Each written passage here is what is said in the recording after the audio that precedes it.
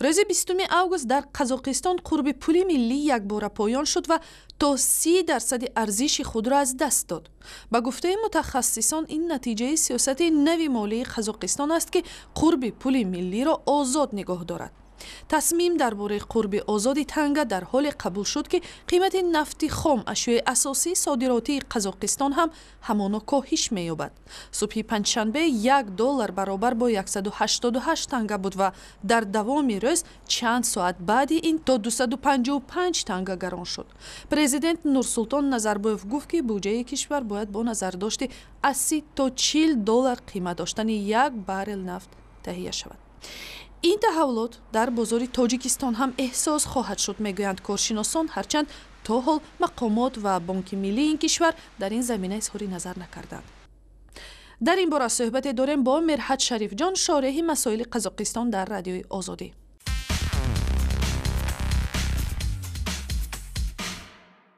مرحت، آنهایی که 30% ثروت مالی خود را از دست دادند چی واکنش نشان می‌دهند؟ چون این حالت بار آخر سال 2009 هم رخ داده بود.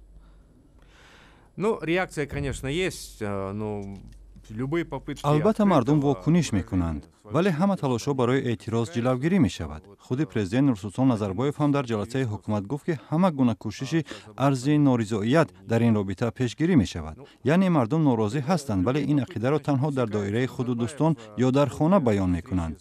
هیچ یک واکنش آشکارا صدا نداده است. پلیس همه تلاش‌ها را برای تجمع مردم در میدان‌ها جلوگیری کرد.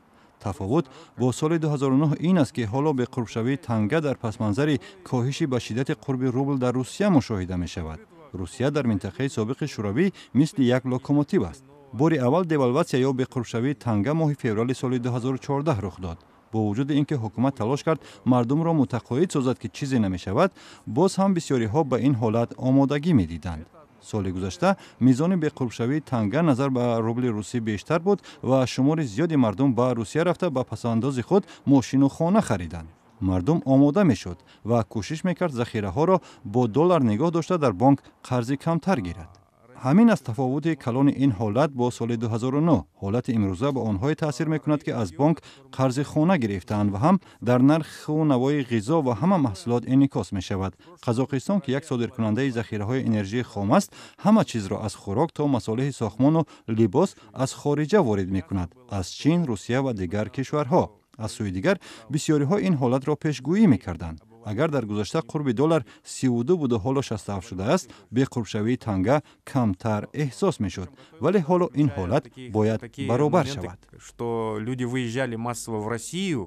کارشناسان میگویند که در اصل آنچه که در قزاقستان شد تا جای نتیجه فشار تحریم ها بالای همسایه نزدیک این کشور و متفقانش در اتحاد اقتصادی اوراسیا روسیه است.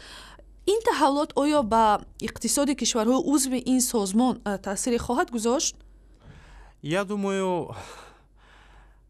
من فکر میکنم که مسئله تحریم های ضد روسیه و فعالیت اتحاد اقتصادی اوراسیا را باید از هم جدا کنیم. چرا؟ اتحاد اقتصادی اوراسیا عملا کار نمی کند. دیگر اینکه به قرب شوی تنگه که 30% را تشکیل داده است، خیلی کمتر نظر به قرب شوی روبل روسی در برابر دلار است. سبب این است که بخش اعظم اقتصاد قزاقستان به نفت وابسته است. نفت ارزان می شود، چون این پسروی نرخ در تمام جهان مشاهده می شود. دیوالواسیای تنگه هم در پس منظر پایین روی شدید نرخ نفت نوی برنت صورت گرفت که کمتر از $47 شده است. نظربایف گفت که تا $30 پس شدن نرخ نفت را باید انتظار شد. سبربانک هم گفته است که اگر نفت تا $45 پس شود، ارزش دلار 70 روبل می شود. عامل دیگر این وضع به قرب شدن ارزش یوان چینی شد که در 2 هفته اخیر مشاهده می شود. چین یک بازیگر مهم در اقتصاد شوروی سابق و به خصوص در کشورهای آسیای مرکزی است.